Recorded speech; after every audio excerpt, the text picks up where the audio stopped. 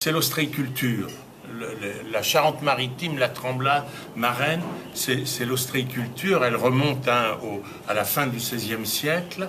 Et c'est le premier endroit où l'État a donné des concessions aux ostréiculteurs pour pouvoir faire verdir dans les clairs les huîtres.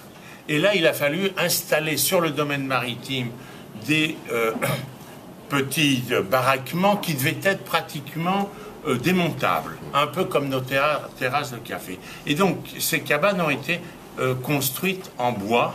Et il se trouve que entre 1900 et 1930, je pense que mon grand-père en a construit une majorité. Alors, le souvenir le plus marquant que j'ai, enfin les souvenirs, c'est le travail qu'il fallait faire avec mon grand-père. Il fallait tirer les bois, attacher avec les fils de fer.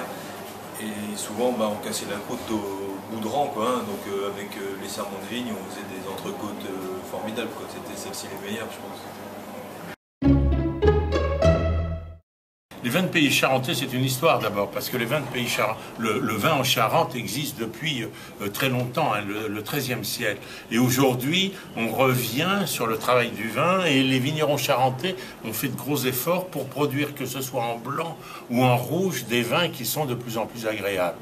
Alors le blanc, j'adore le colombard, qui va fonctionner parfaitement avec les huîtres. En rouge, il y a des merlots qui, avec quelques années de bouteille, fonctionneront parfaitement sur une daube ou un morceau de sanglier. Donc déjà, j'aime l'histoire humaine des hommes audacieux qui s'amusent à faire ça. Ils sont forcément très bons. Voilà. Et dans leur qualité, ils en ont tous des spécificités différentes. Et je trouve que c'est ces spécificités qui sont vraiment intéressantes, parce que chez Belot, on va trouver quelque chose qui se rapproche beaucoup du Bourgogne. Olivier Chapt, lui, il va faire un Sauvignon, tout ça, c'est beaucoup plus doux, voilà, c'est beaucoup plus fondu. Voilà, et vraiment, je trouve qu'ils se distinguent tous les uns des autres, et c'est ça que j'aime bien. Nous, au restaurant, bien évidemment, on sert plus souvent des blancs que des rouges.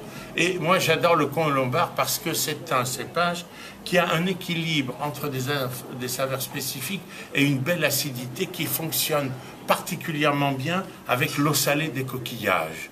Alors, bien évidemment, sur place, c'est très bien, mais même à Paris, c'est parfait, si vous voulez. Et servir des huîtres avec un colombard, moi, je trouve ça absolument remarquable.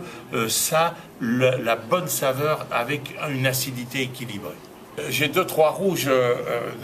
C'est un de mes amis, d'ailleurs, charentais, Maurice Pinard, qui m'a fait découvrir sur sa propriété qu'il a à Humps, des rouges qui vinifient, peut-être pas trop en concentration sur les merlots, mais plutôt avec un brin de finesse. Et je vous assure qu'après 4-50 bouteilles, c'est un vin remarquable qu'en dégustation, beaucoup mettraient certainement ailleurs qu'en Charente.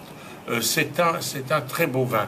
D'ailleurs, on remarquera que les pinots rouges, les grands pinots rouges, sont tous faits avec des merlots. C'est donc un cépage, dans le fond, nous sommes en face du Bordelais, et je ne vois pas pourquoi les terrains se rapprochant plus ou moins, il n'aurait pas une expression qui soit intéressante.